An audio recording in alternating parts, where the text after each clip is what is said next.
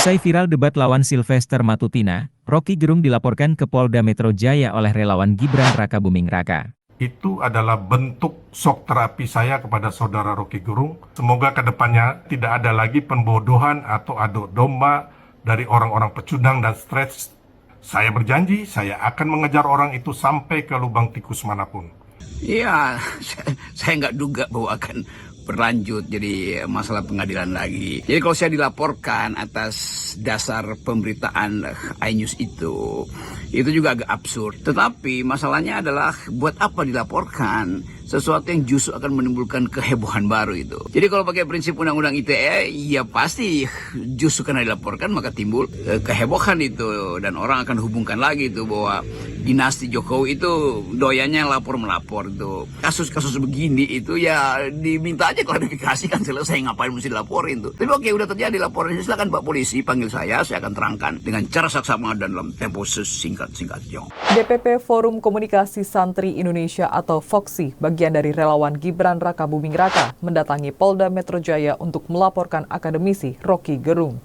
Roky Gerung dilaporkan atas tudingan penyebaran isu hoax bahwa wakil presiden terpilih itu kerap menerima uang dari Menteri Pemerintahan Joko Widodo setiap hari Sabtu. Di situ Roky Gerung memfitnah Pak Jokowi nantinya akan menguasai IKN bersama Mas Gibran dan Jan Etes. Juga dalam kesempatan itu, saudara Roky Gerung menuduh Pak Jokowi iri hati dengan Bu Mega dan Pak SBY yang setelah purna tugas sebagai presiden mempunyai partai politik. Ya, saya suka aja kalau laporan itu mau ditindaklanjuti, ya silakan panggil Gibran. Kan KUHP itu bilang begitu, yang harus melapor adalah orang yang merasa menerima hinaan atau apa istilahnya tuh, nama baik dicemarkan. Dan mungkin juga akan banyak lagi keterangan akademis dari para pakar, dan kita akan ribut lagi dalam soal itu kan. Tapi saya nggak ada soal, saya senang-senang aja dilaporkan dan saya akan datang pas itu.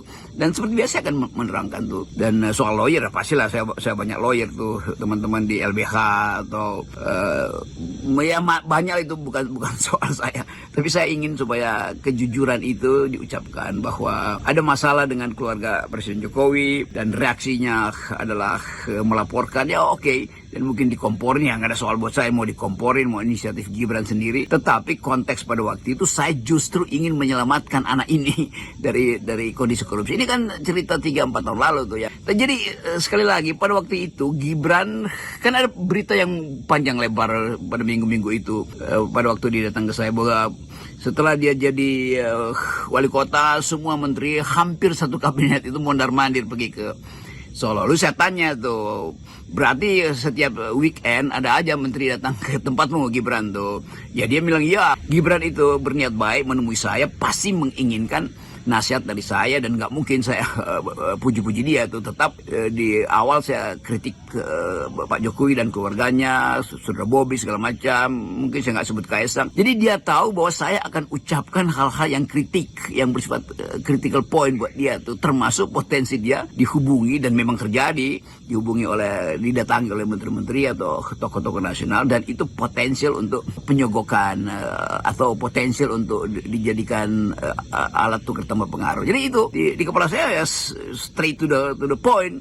Hal-hal semacam itu kan nggak ada orang yang bisa mengedit isi kepala saya tuh.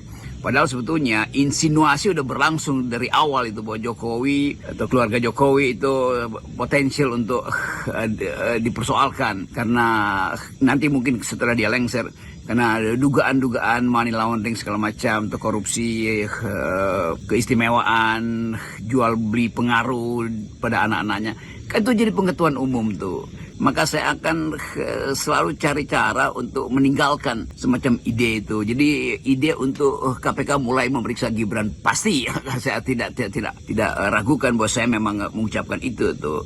Tapi di dalam konteks yang lain saya mesti terangkan pada waktu itu. Jadi pada waktu Gibran datang ke saya itu berapa 3-4 tahun lalu, itu dalam upaya saya memproteksi dia tuh supaya lu jangan ikut-ikutan terima pejabat, dan itu akan berakibat sebagai tumbuhnya semacam relasi tukar tambah kepentingan di situ, yang sekarang mungkin disebut bribery atau gratifikasi.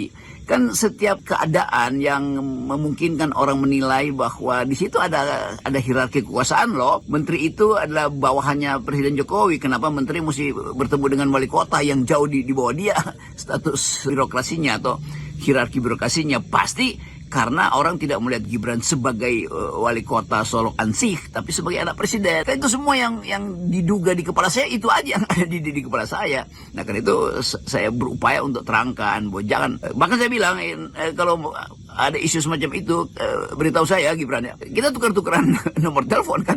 Jadi sebetulnya poin saya adalah ingin supaya hal-hal yang menyangkut kecurigaan pada politik dinasti dan bekas-bekas yang memungkinkan masalah ini dikembangkan di kemudian hari setelah Pak Jokowi lengser, itu harus dipersiapkan sejak sekarang tuh. Nah saya nggak peduli dengan opini publik sebetulnya, karena saya ingin opini publik itu ikut opini saya tuh. Walaupun mungkin nggak begitu, publik mungkin menganggap ya dia punya opini sendiri, iya nggak ada soal. Tetapi saya ingin masuk di dalam prinsip bahwa sesuatu yang sudah saya jelaskan dan dalam konsistensi itu, korupsi itu saya akan ucapkan terus kan. Terserah apa yang menjadi konsekuensi hukum kan, itu hal yang biasa aja tuh.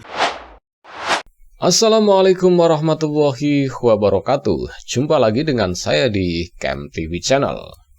Wah, setelah debatnya kalah, ternyata ini relawan Jokowi dan relawan Gibran melaporkan Bung Rocky Gerung ke Polda Metro Jaya ya. Ini aneh sekali ya. Kalah debat, kemarin main urat, main otot. Sekarang sudah nyata-nyata kalah debat. Main aparat. Wah, ini memang kebiasaan banget nih. Resimnya Jokowi dikit-dikit lapor, dikit-dikit lapor. Ya kalau memang nggak bersalah, ya klarifikasi saja. Ngapain mesti lapor-lapor? Justru karena dilaporkan ini akan gempar ini. Dan saya rasa setelah dilaporkan dan viral lagi, pasti akan ribut lagi. Dan itu akan membuat kegaduhan. Tentunya di media sosial lah ya. Dan ya beginilah resim kalau memang sudah mau lengser aja, kok mau apa lagi. Harusnya kan tinggal klarifikasi ya, bener nggak omongannya Bung Rocky, klarifikasi ke Gibran, klarifikasi. Waktu itu memang 2021 itu sempat heboh itu. Gibran Raka Buming Raka menemui Rocky Gerung di kediamannya ya. Dan katanya sih ingin belajar sama Bung Rocky. Dan itu memang memang nyata. Kami ini sebagai saksinya. Waktu itu kami ini masih pendukung militannya Pak Jokowi, waktu belum melenceng ya. Dan kami juga sempat mengkritik bahwa ngapain Gibran belajar sama Bung Rocky. Dan ini ternyata ini ternyata rahasianya dibongkarnya sekarang. Bahwa ternyata dan memang benar sebelum sebulan Gibran dilantik jadi wali kota Solo, itu yang namanya menteri, ketum partai dan ya elit-elit partai semuanya sowan ke wali kota Solo. Kan aneh sekali ya. Seorang menteri pejabat negara sowan ke wali kota, kan aneh. Kalau bukan dia anaknya presiden kan nggak mungkin. Dan itu kan yang jadi sorotan orang kan karena itu anaknya presiden. Dan wajar saja kalau memang Solo misalnya ada kemajuan, banyak kemajuan, karena ya itu tadi mungkin ada tukar tambah kepentingan supaya jabatannya aman, ya mungkin itu. Dan ya kita tunggu saja ini. Dan responnya Bung Rocky sungguh sangat jenius sekali ya. Ya silakan dilaporkan. Nanti saya akan ceritakan semua kepada polisi dengan jelas dan dengan secara singkat, padat dan jelas. Dan ini santai, Bung Rocky memang santai sekali walaupun dilaporkan oleh relawan Gibran ya. Dan orang ini juga termasuk yang kemarin melaporkan dirty vote ya. Orangnya itu juga. Dan memang ya di lingkaran kekuasaannya Pak Jokowi memang buzzer-buzzer itu selalu dikit-dikit lapor. Nanti lagi relawan Jokowi lapor, relawan Gibran, Kaisang nanti lapor. Belum melaporkan ya, dan ini sungguh aneh sekali. Dan ya itulah, tetapi kita tetap dukung Bung Rocky Gerung ya, sebagai akademisi harus tetap berjuang Bung. Kita semua mendukung dan konten-kontennya kita siap sebarluaskan. Kita tetap backup dari belakang, oke? Mungkin cukup sekian dulu reaction video dari saya, dan jangan lupa bagi Anda yang menonton video ini silakan komentar di kolom komentar ya, dan bagi yang belum subscribe silakan subscribe supaya dapat bonus tontonan video terbaru dari Kem TV Channel. Salam waras.